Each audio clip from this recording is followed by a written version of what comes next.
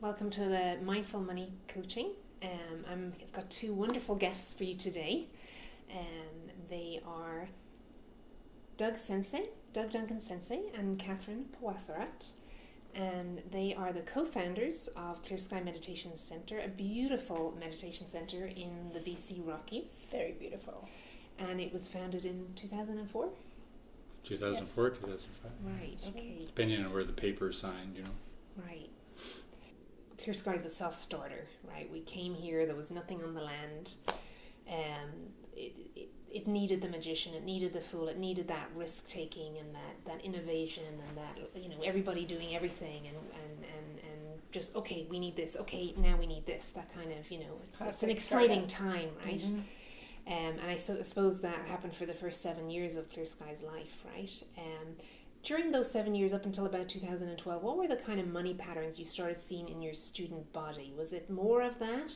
Was it more of not actually sitting down and having a kind of a protocol around good financial decision making, or like how would you describe those first 7 years of Clear Sky? May I? Let's see, that's a great question. I think one of the things that's been very challenging about Clear Sky and probably any spiritual organization, or maybe any organization, and one of the things that's been so rewarding is that everybody has had to develop financial maturity and health in order for the center to succeed.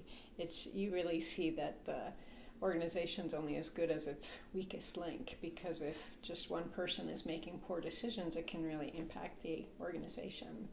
And we just didn't have a tremendous amount of, I think everyone was really financially responsible, mature for themselves, but to take it to the level of a 300 plus acre property and an organization that was international was just beyond the pale compared to what we all had experience with. And yeah, we had a lot of fantasies. We had a lot of, because we were coming from this bubble in Japan and we had such generous donors, I think we kind of thought the bubble might continue, or we'd bring it with us, or we'd just get more generous donors. And the world economy has started fluctuating quite a lot more, in a more rapid cycle than it used to. And, something happens, like a person has a child and their whole financial situation changes.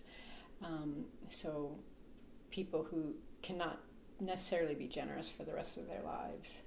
And then we were kind of like, oh, what now?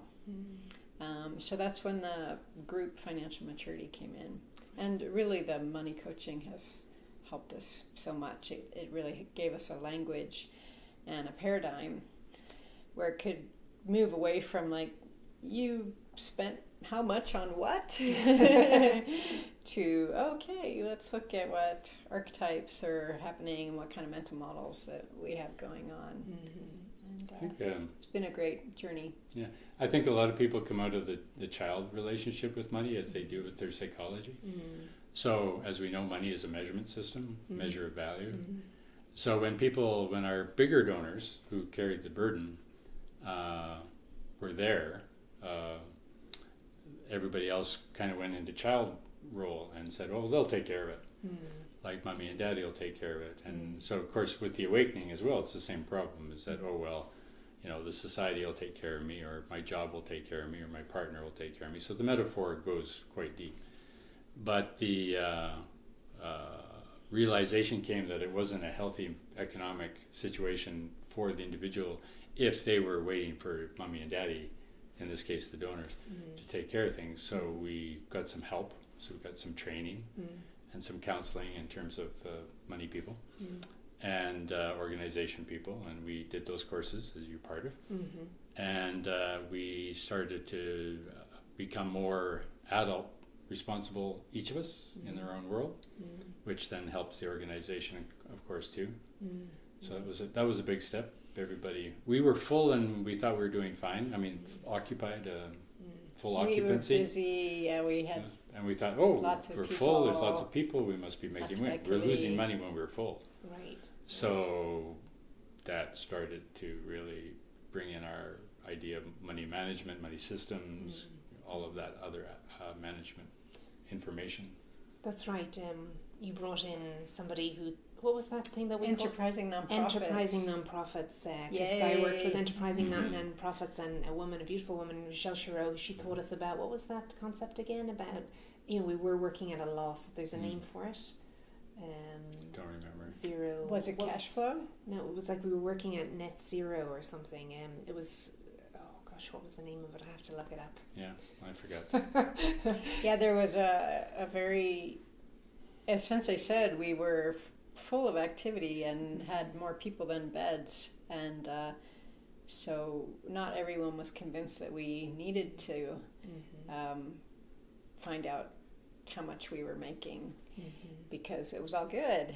And I remember that moment where Michelle Chiro from Enterprising Nonprofits drew the line, the bottom line, and the sum was negative. Right. For how much we were making that day, or Right. that week, or that month, and there was just complete silence. But it was a great moment. It was a great turning point Yeah. where we realized we had to get it together. Right.